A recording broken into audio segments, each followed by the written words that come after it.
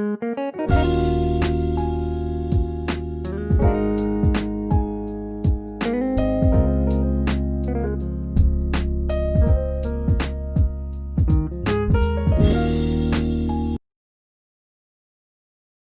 dituntut pada KD 3.1 ini yaitu merancang pola penyerangan dan pertahanan salah satu pemain bola besar.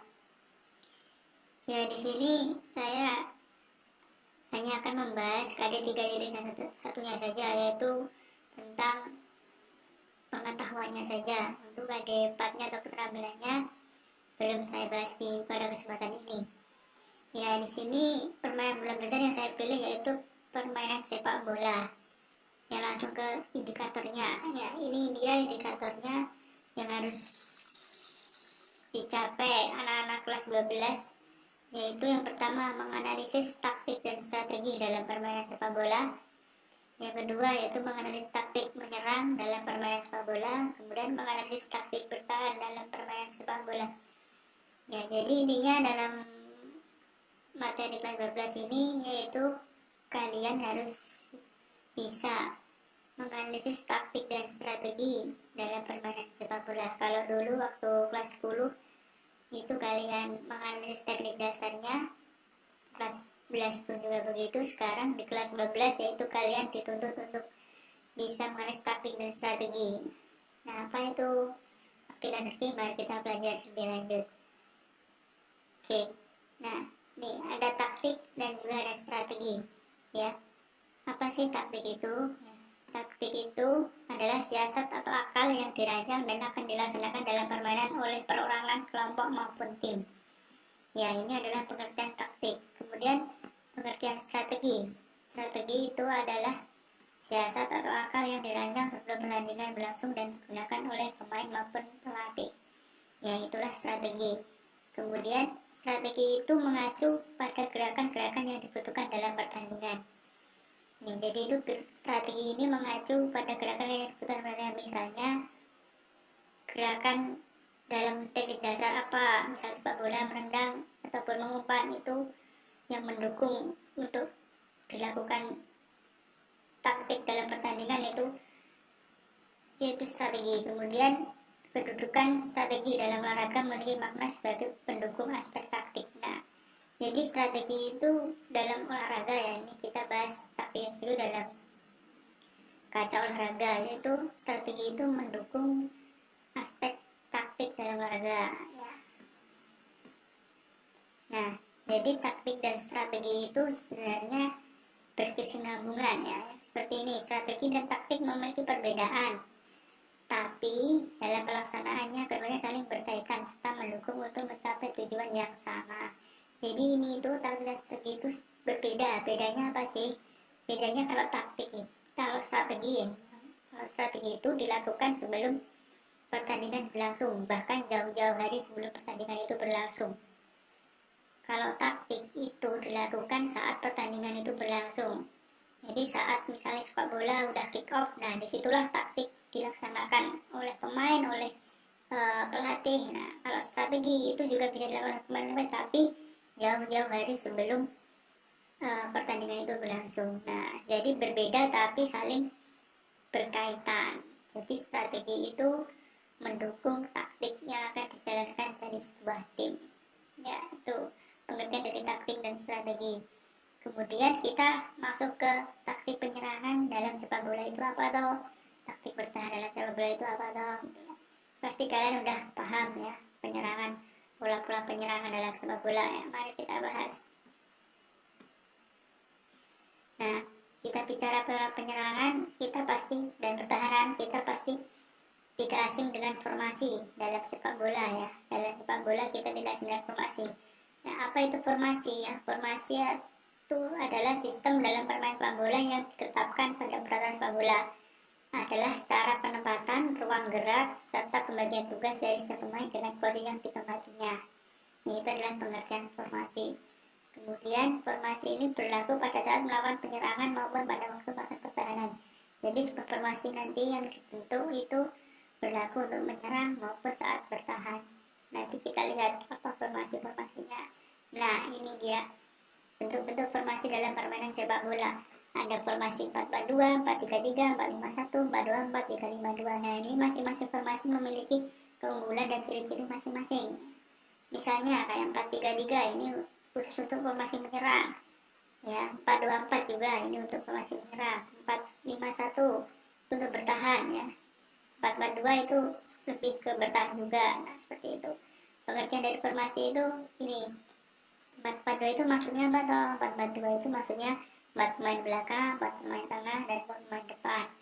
Kemudian 4-3-3, 4-5-1, 4-2-4, dan 3-5-2 seperti yang tertera di sini, bisa kalian baca sendiri ya.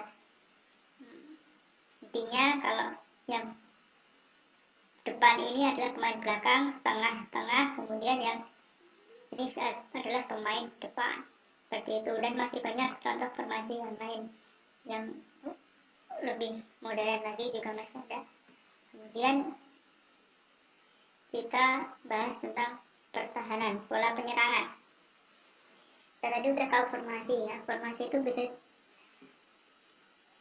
untuk penyerangan, bahkan untuk pertahanan itu dilakukan formasi itu sebuah tim lah. Pola penyerangan itu artinya bentuk susunan pemain yang digunakan untuk mengadakan serangan ke daerah lawan agar dapat masuk bola ke dalam gawang lawan. Nah, ini adalah tujuan dari permainan sepak bola sebenarnya.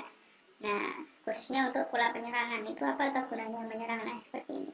Kemudian dalam pola penyerangan itu saya klasifikasikan menjadi beberapa, ada 3. Sebenarnya banyak sekali pola penyerangan yang tren oleh tim-tim besar di dunia ya, misalnya seperti Barcelona, seperti Real Madrid ya. Barcelona terkenal dengan tiki-takanya, yaitu umpan kecil-kecil ya, umpan pendek tapi bisa mematikan. Kemudian kalau di Inggris kita mengenal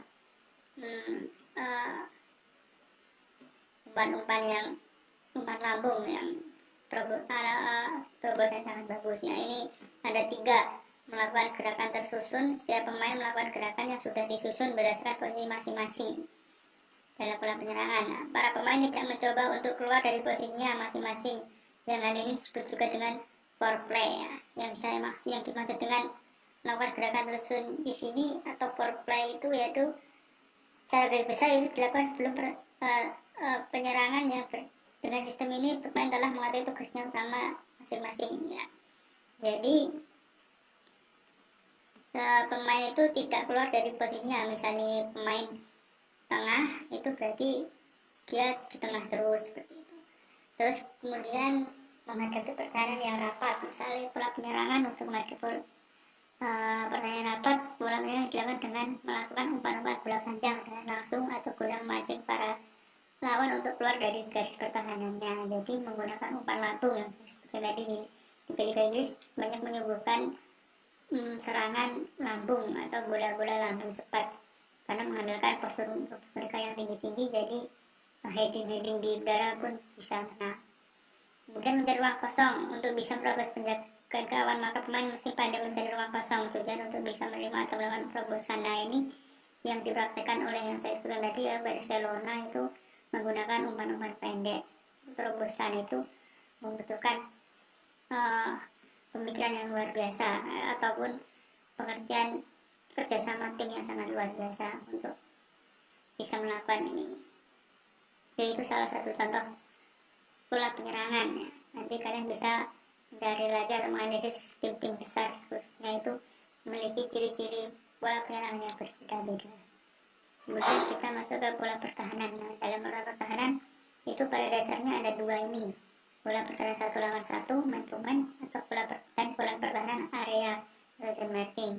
Apa tahu itu? Nah, kalian pasti udah tahu pola pertahanan man to man itu niatnya setiap anggota menjaga satu pemain dari tim lawan baik ketika sedang membawa bola maupun tidak membawa bola. Itu pengertian dari man to man. Kemudian pengertian dari zone marking atau pola area, yaitu pola pertahanan yang dilakukan di areanya sendiri dengan cara membentuk formasi. Ya, tuh. Jadi man to man itu intinya satu, si A menjaga si A, berarti B gitu. Jadi satu fokus ke satu, mau dimanapun tetap dijaga. Kemudian kalau pertahanan area atau zone marking itu misalnya kalian di back ya, di back atau di posisi sayap, nah itu kamu posisinya di situ. Nah kemudian ada pola pertahanan yang satu lagi, yaitu ini tadi kombinasi. Ya, kombinasi itu adalah kombinasi dari pola pertahanan satu lawan satu dan pola pertahanan area atau zone marking. Ya, pengertiannya ini ya merupakan pola yang sering digunakan tim profesional, namun dalam penerapannya butuh koordinasi yang paling rumit atau kompleks. Ya, kombinasi ini yang sering disuguhkan pada tim-tim besar. Ya, dan tapi untuk melakukannya butuh koordinasi yang sangat rumit. Kenapa? Karena nih setiap anggota menjaga lawannya dan tengah tiba-tiba berpindah tempat. Kemudian tugasnya diserahkan pada teman yang lebih dekat. Ya, jadi ini sama ini itu udah di-shake atau digabung dengan kemampuan yang luar biasa pastinya, skill-skill yang udah terasah, jadi bisa menerapkan pola pertahanan satu lawan satu zone marking dengan digabung. Ya, seperti itu. Ya, jadi itu dari saya. Assalamualaikum warahmatullahi wabarakatuh.